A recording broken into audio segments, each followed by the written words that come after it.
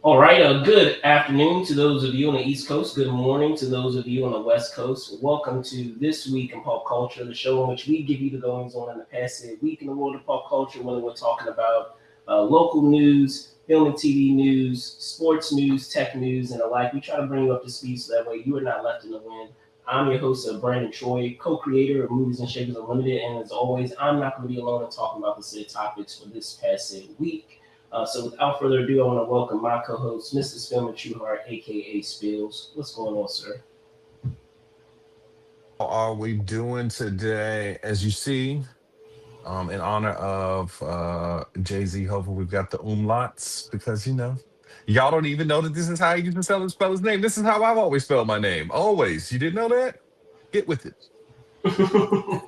Indeed, indeed. So, Spills, we had, as always, a lot that happened in the past week. Well, I won't say always. Sometimes it is a quiet week, but this week we did have quite a bit that went down. Chief of which being talking about a little swashbuckling adventure that is getting a re-release.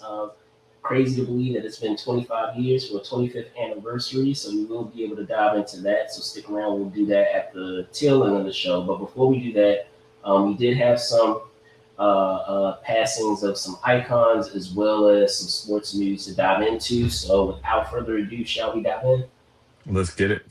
All right, excellent, excellent, excellent. So, as I said, to start off, we're going to start off a bit on a somber note, as we did have some passings. But before we do that, just want to give you guys a reminder that after the airing of the show, efforts will be made to put timestamps accordingly, so you can skip forward or go backwards to your heart's content between news stories. With that, we're going to start with our Legacies Remembered segment, as there were a couple of passings that occurred this week. Starting last Sunday, we Hollywood lost one of its great character actors, Mr. Robert Duvall, as he passed on his Virginia ranch, surrounded by loved ones and comfort. The news came by way of his wife, Luciana, who announced the news on the actor's official Facebook page. Of course, being the star of a variety of iconic films, such as the first two Godfather films, Apocalypse Now, The Great, Santini, Lonesome Dove, and The Apostle, Dove is survived by his wife, Luciana, who didn't have any children. Moving on Tuesday, we had a civil rights icon, Mr. Jesse Jackson, who passed away peacefully surrounded by family. The news came by way of Jackson's family, who did not share the cause of death. Jesse Jackson was 84. And then last but not least, representatives for actor Eric Dane revealed that the actor passed on Thursday due to Lou Gehrig's disease, less than a year after announcing his ALS diagnosis. Known to his fans for a number of projects such as The Last Ship, X-Men: The Last Stand, Euphoria, and Grey's Anatomy, Dane is survived by wife, actress Rebecca Gayheart, and their two teen daughters, Billy Beatrice and Georgia Geraldine. He was 53. So Spills, quite a few passings that we had this week, unfortunately. Your thoughts on those that are no longer with us? Yes. So obviously I'd like to start with Robert Duvall. Robert Duvall is one of the great, like you say, character actors of all times. Obviously, his character in the Godfather trilogies is, one of the goated people. Like, he really fleshed out what it was to have a mobster in a movie. Before the Godfather, you didn't really know the consiglieres or those kind of things. So, the wise advisor, the grand vizier of mafia movies, Robert Duvall. One of my favorite movies with him is falling down with Kurt Douglas, like he's trying to find him. And like he always seems to be in his role someone who is a steady and staid personality, when most movies, the person that we are following in a movie is crazy. So like having Robert Duvall there to be a voice of reason in a lot of times is great for his career. That was great during his career, and condolences to his family and loved ones, and also the acting world. How did you feel about Robert Duvall? Well, I'll say, I'll second everything you just said. I know for me, in terms of projects that he's done, of course, you can't go wrong with The Godfather, but latter in the latter half of his career, there were a couple of roles that he did that I'll always remember him for, and one of them is what is it, Gone in 60 Seconds. Like there are quite a few times where he is not the lead in the project, but when he is on screen, he still steals the scene in terms of the gravitas and the presence that he has on screen, even in a supporting role. And just as you said, a lot of times he did get kind of, I hate to say, pigeonholed in those roles as kind of the steady hand or the voice of reason for a lot of like the zany or eccentric characters. A good example of that would be Gone in 60 Seconds, because Nicolas Cage's character is kind of wild and crazy and out there, and he that the character that Robert Duvall plays in that film, it is a character that Nicolas Cage's character looks to kind of guide him on occasion when he's kind of going off the rails, where he's kind of, that character, the character that Duvall plays in that role, or say in that film, acts as a person who is kind of an anchor for a lot of those characters to kind of guide them. So again, just as you said, condolences to family and friends. Incredible career. I know a lot of times we talk about gone from us too soon, but passing away at 95, quite a full life. But I'll turn it over to you. What about some of the other passes that we had with Damian Jackson? Yep. So next up, I'll do Eric Dane. I wasn't as familiar with Mr. Dane's career, but the franchises that he left behind were very successful.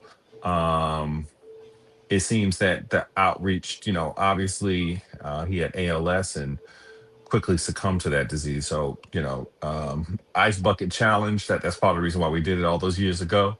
Um, you know, Condolences to his family and his loved ones. And I, you know, I really am not as known in his work as you may be. What do you think about his work? So for me, I guess I know I would say it would be for The Last Ship. That would be probably the primary one that I know him for. And then what, even though it was a small role, it was a significant part that he played, which is in the X-Men film and X3 as Multiple Man. Multiple Man is a character that I enjoyed quite a bit, so it was cool to actually have that character realized on screen. But yeah, in speaking to that character, quite uh, another example where you have a character where, because of the talent of the actor themselves, it's a character that's not meant to really have a huge role in a film that's so full of different superhero characters, but in the moments that he is on screen, he's able to, steal the scenes a lot of times. I haven't had a chance to watch Euphoria. I know that I had cousins who, little cousins who that watch that show, and they, enjoy that show quite a bit. And then I know a lot of folks watch. I am the few people under the rock that did not watch Grey's Anatomy. I know there are a lot of people out there that did, but I would be remiss not to bring that up, because I'm sure people will mention, he was also in Grey's Anatomy, and okay, so there you go. But I would say those are the two primary ones: Last Ship and X3. But I would also say in the interactions that and of course I don't know him personally, but at least in the interactions that I've seen in interviews that he's done, seemed like a cool guy, like someone who is very appreciative of the career that he had, and didn't really take for granted the how fortunate he was in terms of the roles and the career that he had. So um, unfortunate to pass away, as I said, at the age of 53. We were just talking about the role just a moment ago, being 95 and 53. In this day and age, is relatively young still. So condolences to his family and friends, and unlike Duvall, does leave behind a significant other as well as kids. So um, again, condolences. But getting into Jackson, man, your thoughts? Oh yes. So icon of our lives. I feel like Jesse Jackson is one of the people who really shaped our community. I had the pleasure of meeting him way, way, way, way, way back, probably before some of you on this podcast were alive in 1995 during the Million Man March. Um, I have to that think was about that too. There's some people that weren't alive back in Yeah, like '95. not even like have full Man, lives. Probably might pay a mortgage right now. You weren't even alive when I right, met him, but that right. was a great opportunity. I was a young man at the time, but a young kid at the time. But it was very powerful to meet him and also see the speech that he gave.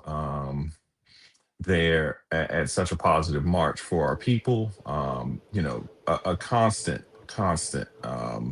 fixture in our community, working to better us. One of the first Black men to ever run for president. Um, just a giant of our community. How did you feel about the Reverend Jesse Jackson? I mean, what else more is there to say? As I said, civil rights icon, has been there and done that in many of the moments that we've had, in that civil rights movement, and fighting for, equality across the board. Many of the things that I would have dived into, you've already hopped on, so I don't feel like there is much else that I need to add. But yes, incredible life and incredible legacy in terms of the impact that he's had on our history. And yeah, condolences also to his family and friends as well. Major blow that having passed away, but his legacy continues in the works that he's done, and those that he has inspired that have continued that same work. So that's going to do it for what we have here with Legacies Remembered. Let us know in the comments your thoughts on Duval, on Jackson, and on Dane passing away. Is there any particular project that you guys have enjoyed, or moment from their careers and what they've done that have impacted you, or that were significant for you? You can let us know down below. But with that, we're going to switch gears over to our sports cooler talk. So yes, condolences to those of us that left us this past week, that are no longer with us. But getting into our sports cooler talk, we want to begin with the news from Shams Charania, who is an NBA insider, who revealed this week that Dallas Mavericks guard Kyrie Irving would be sitting out the rest of the season to ensure his full recovery from his surgery last March to repair a torn left ACL. A few days later, we saw retired boxing legend Floyd Mayweather announced on Friday that he would be coming out of retirement to box again after his spring 2026 boxing exhibition with Mike Tyson. Mayweather has signed an exclusive agreement with CSI Sports, Fight Sports, as his promoter for the next stage of his career.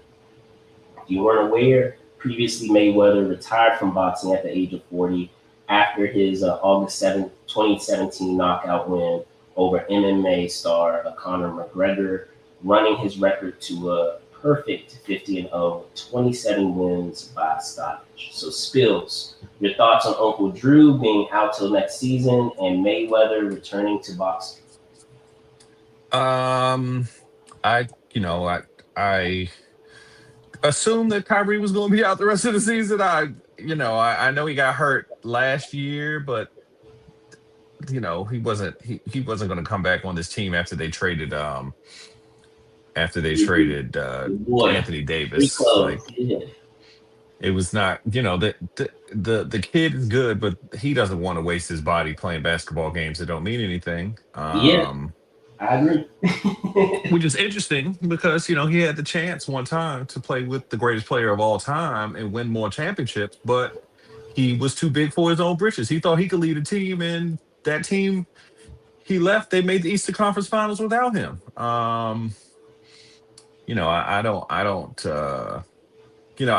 mind Kyrie. That there have been some leaks on the internet about other people's opinions of Kyrie, and where he stands with stuff. But I'm just sad to see that he has this injury bug has bitten him really badly. So I hope that he can figure something out with it.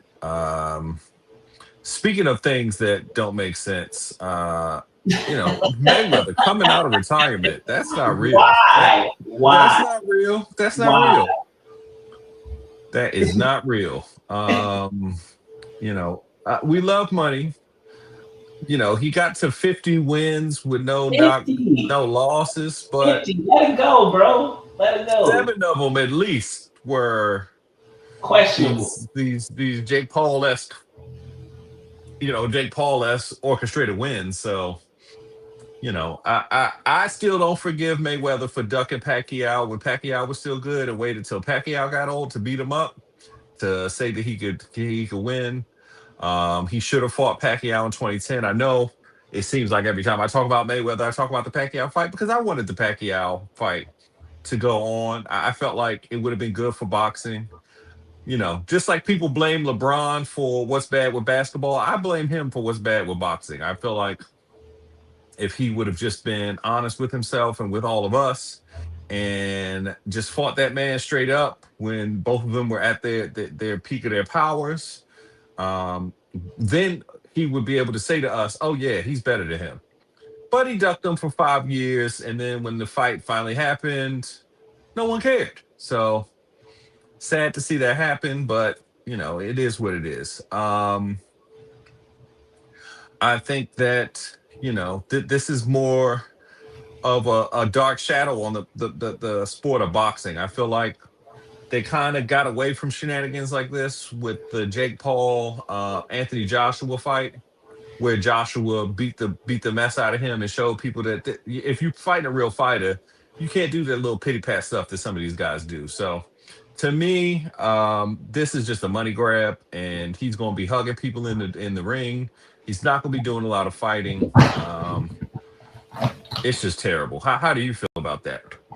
So a lot of it you seconded already. So I'll try not to like do a remix of what was already said. But when it comes to Kyrie, as you said, there really serves no purpose to him playing. Honestly, it's not really going to add anything. It's not going to really move the bar, so to speak, in terms of their chances of making any noise in the postseason. So why even play and then risk re-injuring yourself when you can, continue to train and make sure that you're completely 100%, so that way you can come in fresh for the next season. And then it gives your rookie some more reps. It gives Flag some more reps. Flag is having a monster rookie season. Obviously, it's not unfortunately translating to them having a winning season, but at least it's giving him opportunities to further develop his game while Kyrie is waiting in the wings to join them in the next season. Now. And speaking of Mayweather,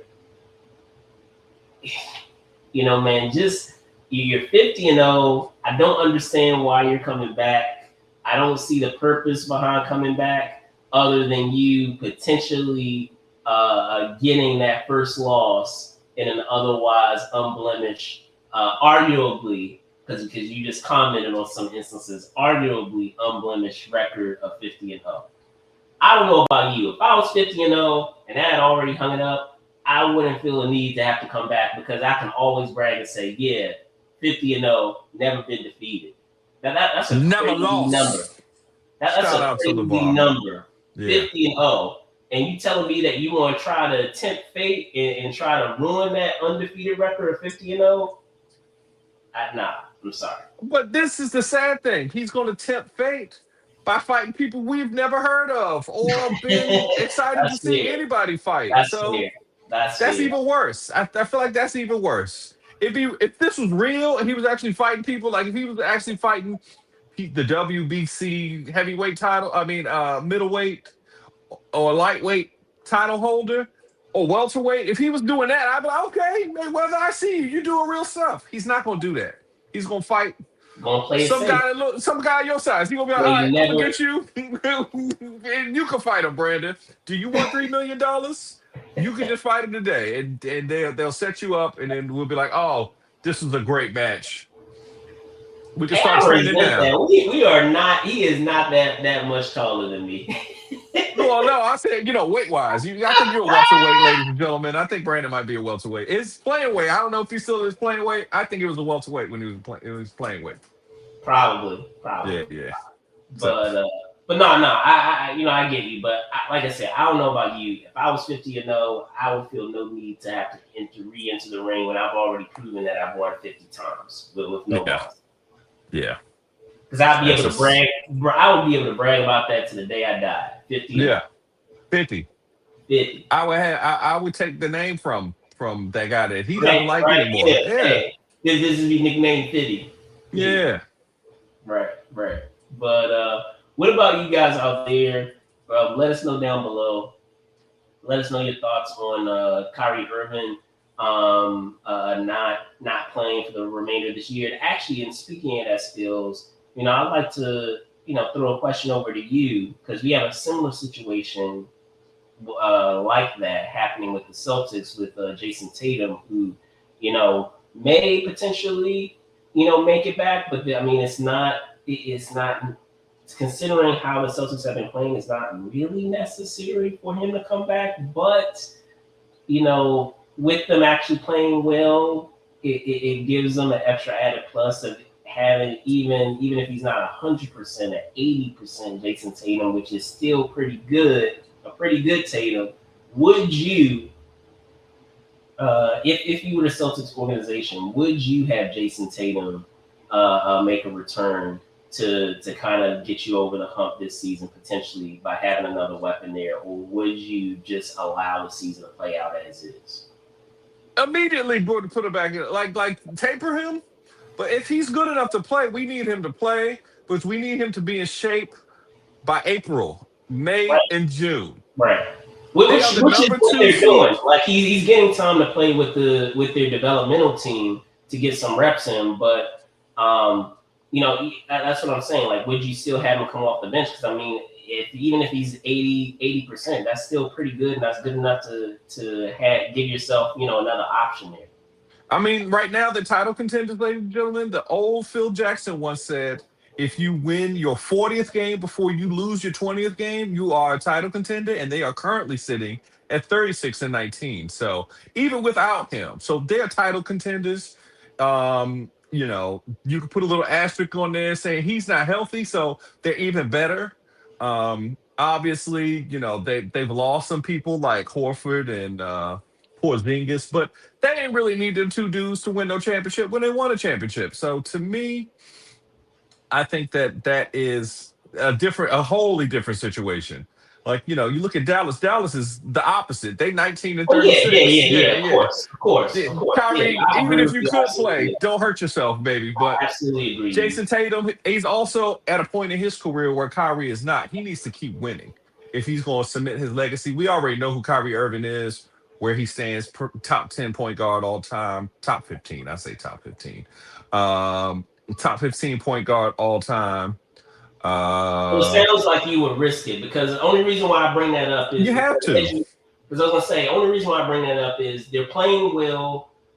Would it disrupt the momentum that they had by putting Tatum in there? But at the same time, you can just have him playing second string and not having him start, so that way Yeah. he's not playing at as much time. So obviously a minutes restriction, I feel, but for somebody like him, and he's also younger. He's younger. the team that's their core. They've been playing together since Kyrie was there. That was almost 10 years ago now. It was almost 10 years ago. So to me, they just need to keep him in their roster. He's why they drafted him so high. He is their number two guy. Well, number one, number two, you don't know. That obviously we're saying that Brown is the better one right now, but you can't go wrong with a 6'10" shooting guard power forward. Like I he's mean, a shooting guard power forward, ladies and gentlemen. You can't. What do you to do be with that? for real, a lot of people keep forgetting this. When they won that championship, Tatum didn't win the MVP, folks. Like I'm just That's saying. fine. Like, Hey, Larry Bird didn't win his first MVP, the Finals MVP. That was Brown won that MVP. Cedric Maxwell. The Celtics, they spread the wealth around. They always spread the wealth around, even though I hate them. I should have wore some regalia today because we do play the Celtics today at 6:30, and y'all are going down. I will be watching. So I just want you all to know that, I'd play him. I'd play him so much. I was gonna say, let's not forget, Tatum is still in his 20s, y'all. So he's still in his 20s. He be all right. Big difference between. That's why he got like $460 million. Yeah, he got a half a billion. Decades difference in age, so that's a different. When you're coming off those types of injuries, that's a different animal. Yeah, 20s versus late 30s. So, but what do you guys think? I know I didn't have Tatum as a story, but I thought that it was relevant to. Oh yeah, for sure. Kyrie, for those of you out there, would you play Tatum? Would you continue to play him? And then, do you agree? I know me and Spills, and I know we don't always agree on things when it comes to our sports stories here, but we could definitely agree on that when it comes to Kyrie Irving. It serves a purpose. Yeah. Our respective opinions, but maybe you guys feel different. Maybe you guys have an argument out there to say otherwise. You can let us know. And then, what are your thoughts about Mr. Mayweather trying to come out of retirement? You heard what we had to say, but maybe you have an argument as to why that makes sense. Funny thing, before we get off of this. Yes. Maybe Scottie Pippen Jr. could fight him. You see Scottie last night?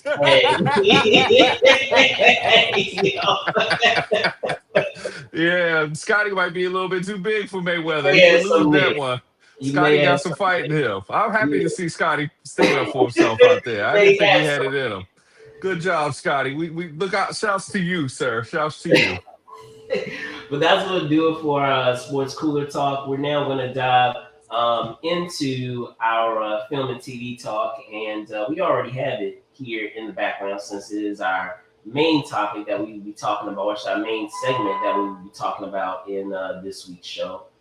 So just as you see here, we have a couple of stories to dive into, even though we have, the primary topic there. We'll start first on Wednesday, as it was revealed on social media that actress Kristen Bell had been cast as the Hedgehog Amy Rose in the fourth installment of the Sonic the Hedgehog movie franchise. The latest entry continues the tradition of adding characters from the Sonic universe with the upcoming film.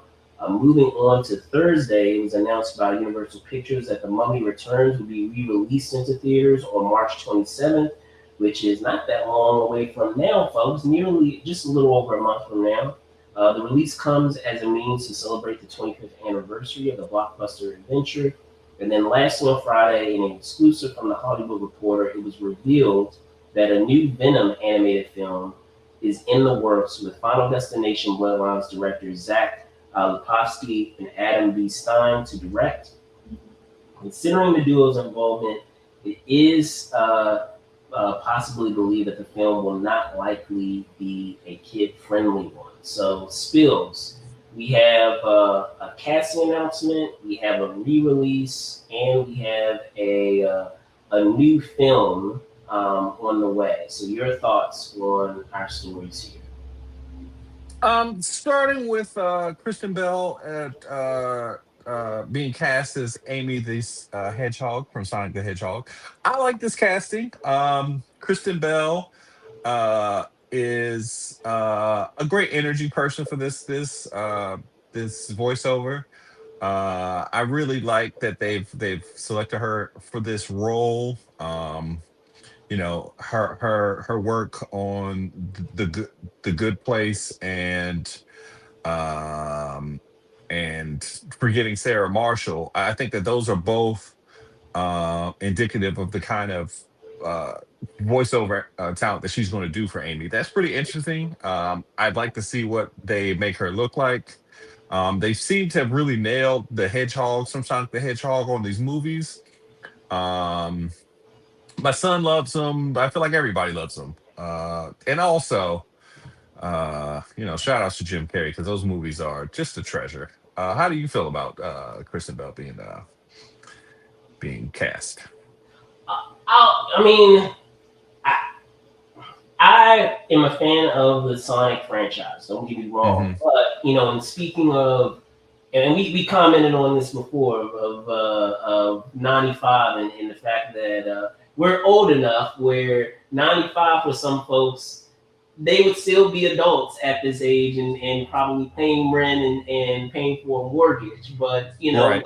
we were kids around that time Yeah. versus being born around that time, and so if we're talking about the what is it, the 32-bit era with our video games and Sega and Nintendo and all of that, that was more so the era in which I was really heavily into Sonic the Hedgehog because obviously that was one of the main platform games at that time for Sega Genesis. I'm more of a casual fan now. I don't. I haven't seen, believe it or not, I have not seen. I've seen bits and pieces of the films in the respective franchises, but I haven't seen it to beginning to end. I'm sure it's different for you with you being a parent that you've probably seen every single film, and taking your son to those respective films. So Oh yeah. you're in a different camp than I am, so you may be able to speak better to it than me.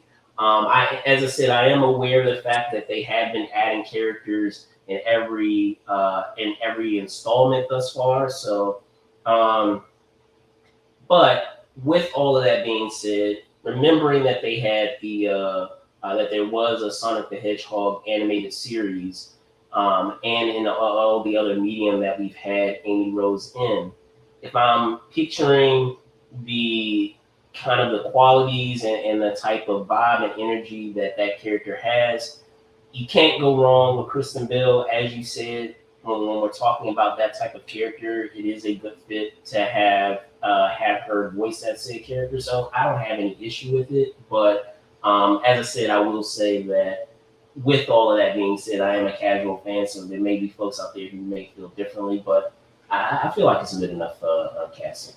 But your thoughts on some of our other stories there our Mummy Returns re-release and this animated Venom picture. Yeah, so The Mummy Returns, I think it's a good time to reintroduce those movies. I feel like the Mummy franchise, it was so big. Like, if you weren't there during the Yeah. time, it was as big as any Marvel movie you could think of. Mm-hmm. Mm-hmm. It was everywhere. Like, they started doing spin-offs. That low key is how The Rock got his career going, ladies and gentlemen. Ain't no The low Rock was key. on the It's a Mummy fact. It's movies. a fact. Ain't no The low key. Rock It's was a fact. on the Mummy movies. That's how he Yeah, that got his was his start. first big role. Yeah. Um, he was so good as that character, and he really didn't even talk. They didn't even let The Rock talk, which is crazy because that's what he's known for, is talking and beating people up. Yeah. Um, I would love to see it in theaters again. I think it might be a little too spooky for my son, but I think he'd enjoy it in the theaters. If only it was a few, like if he was nine. If he was nine, oh, ladies and gentlemen, if he was nine, we would be going to see that in the movies and enjoying it. Um, But this is cursed. Love those movies, man. The Mummy franchise is just a great one.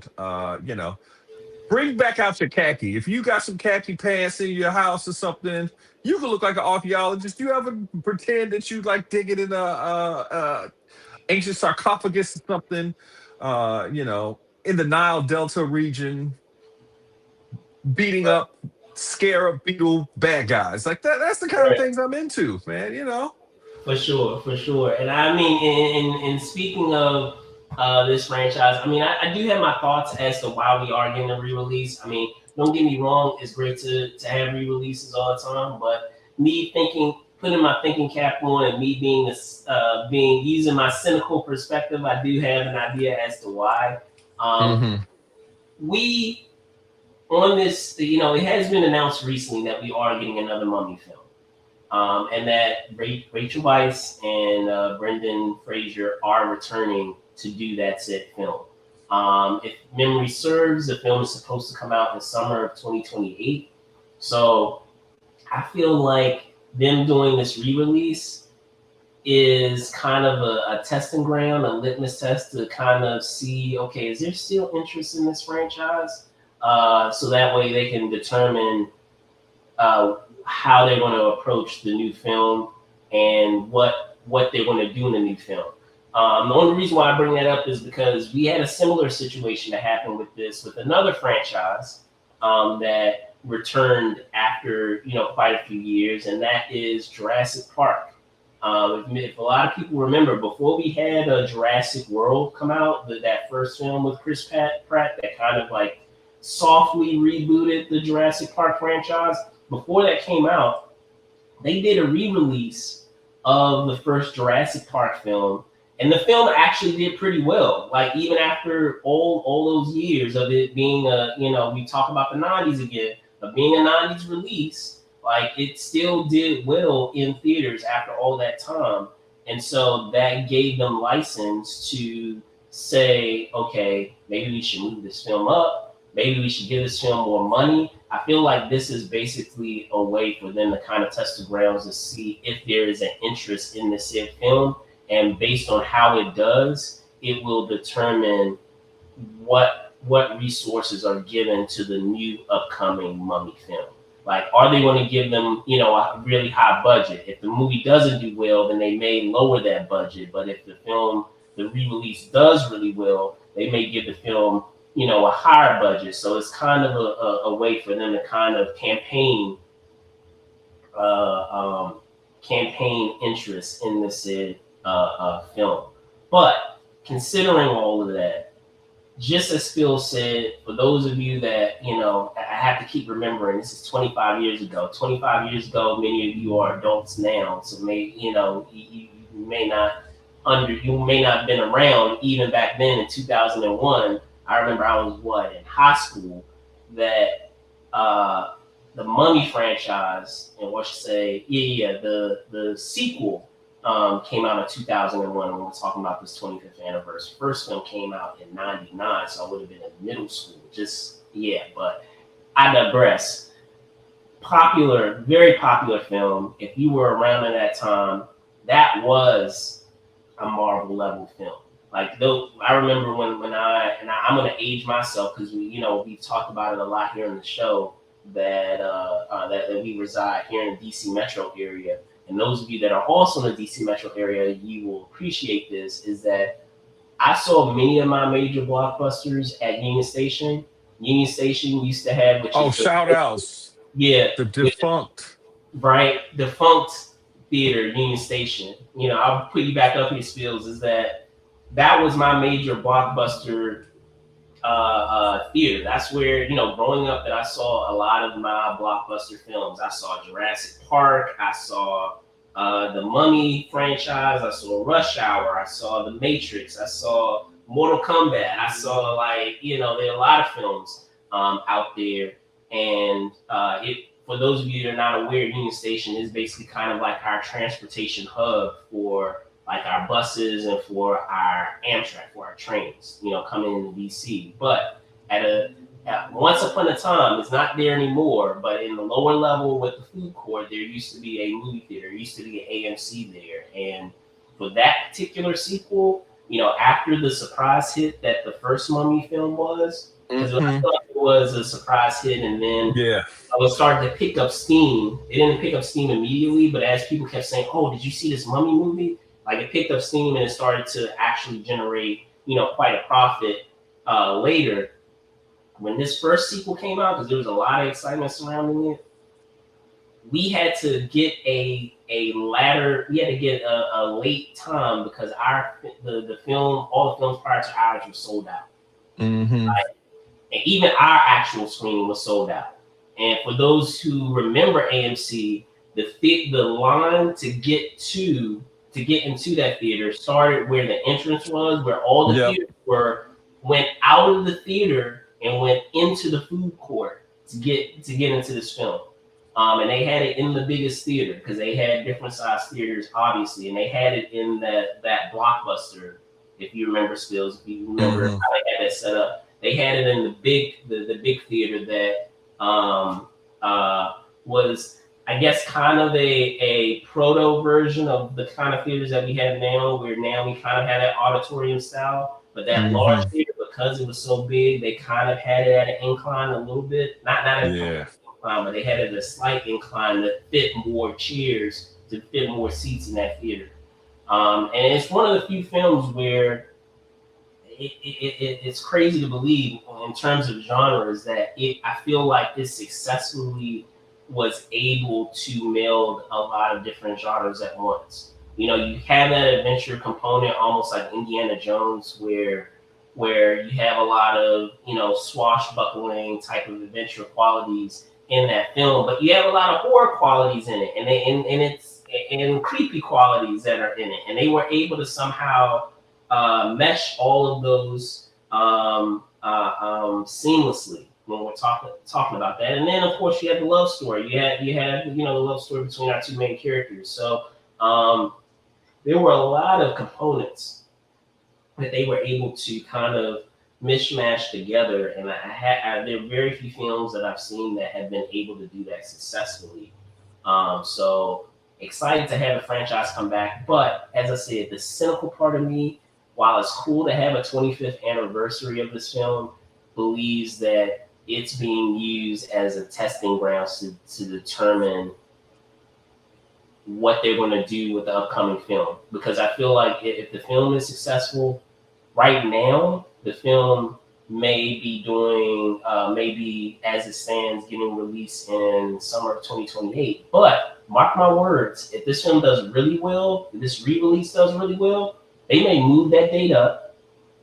Um, and you may get an announcement in terms of what the budget is for the new upcoming film based on how successful this film is. And it may be a means for the actors themselves to kind of campaign for what they're getting paid. Because, like I said, they are attached to the film, but maybe they're still in negotiation stages of what their salary is going to be. And they'll be able to use this kind of as a way to say, see, look, there's still interest even 25 years later. So I'm what's still the up? man. Yeah. Pay up. And I mean, you have two Oscar winners, but still, at the end of the day, it is a big risk of doing a film like this after all of these years. Even though it was a black blockbuster in its day, that's nearly 25 years. That's nearly a generation ago. Yep. And who's to say if there is still interest in that said franchise? But as I said, I feel like it's relatively timeless because they were able to mesh so many genres together. And those two actors, Weiss and Fraser, are terrific in those roles. So I'm excited to have it come back. But thoughts on? I know we were getting off on a tangent here. Thoughts on the animated Venom film? So I'm interested in what story they're going to do. Mhm. Personally, one of my favorite Venom comics of all times is the Venom the Madness comic, where he gets all the heads that grow on him. Okay. That would be an interesting adaptation. as far as animated properties like this are concerned, Marvel has been way behind DC for years. As far as they seem to not want to cannibalize their movie topics out of the cinematic universe and putting them into animated form. They seem to want to put them as big budget blockbusters. So that's an interesting thing. Obviously, this is probably a Sony based property. So Sony might just be doing this to keep that copyright that they got all those years ago. I personally think that this is interesting. I don't know how you feel about the new Venom movie. Um, yeah. I mean, I guess what I would say is, if it is going to be a film that is potentially more mature than what people may anticipate, then why not do it? And I apologize. I want to say that it's the King in Black storyline. You guys can correct me in the comments, Hmm. but I want to say it's essentially the story arc that we have with Venom with Noel and him going up against Noel and all of his all of those symbiotes. So or say all the monsters that he has. Hmm. I would say that would be an interesting story to be able to do as an animated film. I feel like there's a lot of opportunities there what you could do, and there a lot of times in animation you can what is it, get away with certain things more so. Even when it's mature, you're able to get away with some of the violence that's there because it's not live action. It's not gratuitous of seeing something in real time of how it actually is because it's animated. That I feel like that story arc. And again, like I said, you guys can correct me. I want to say it's the King in Black story arc, but as I said, at the end of the day, I know it is his encounter or his battle with Null.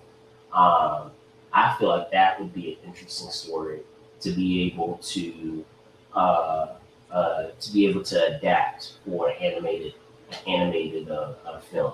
So I think that the King in Black story is a great story. Obviously, having that Noel character is interesting, and it might lead better to the animated medium because I feel like they do the like weirder stuff better in the animated than having actors do it because you can tell when the actors are doing it. Like if it's too hokey, people it moves into the B movie realm, and I feel like B movie type stories from comic books work very well in animated form. They don't work as well when they act them out. So I kind of agree with you, but I think that would be good for that. I think that Venom the Madness also, even though it's a 30-year-old comic, could be good as a B movie type thing because it's like got so many elements to it that are just weird. Like you gotta just do those kind of things. But I think I agree with you on that. I think that it's possible that the best way to look at it is just to do it as an animated one, and that's a pretty popular local one. Yeah, go ahead. and I was gonna say it would be something that would connect because I don't know if you've seen the last Venom movie that was Hmm. live action Venom movie, but spoiler alert, Noel is in the last. Hmm. I mean, he's not in it a lot, but he's alluded to, and we finally do see him in the Hmm. last live action Venom movie. And it would be a good through line of connecting the dots from continuing the story. Even if they're not going to continue the story in live action, they can continue it on an animation and still continue, where they picked up from in the last live action movie to it just being in an animated format. So I don't know. Yeah. Maybe you guys feel differently out there, but I feel like that would make the most sense of doing really taking advantage of the animation medium is doing that story. I feel like you could do some really fun, interesting things with that, especially if we're picturing kind of like what they've been doing with Into the Spider Verse. Can you Hmm. imagine doing a Venom film like that? That would That be would work. That would that really would be work. really cool, really cool.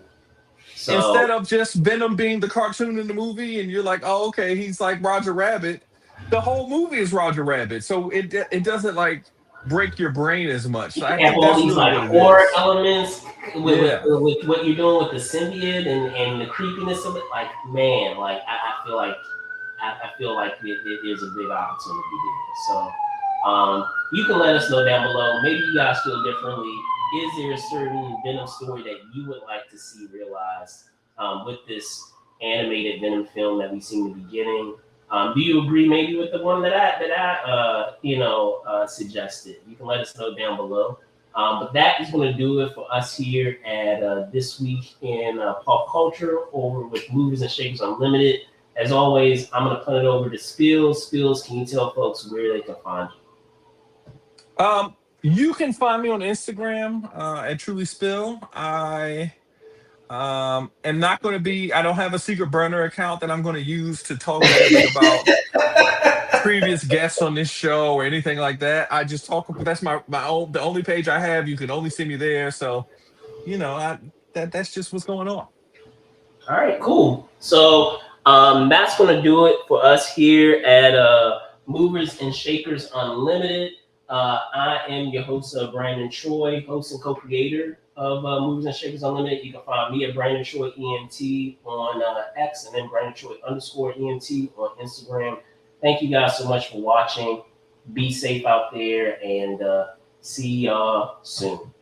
Peace. Peace.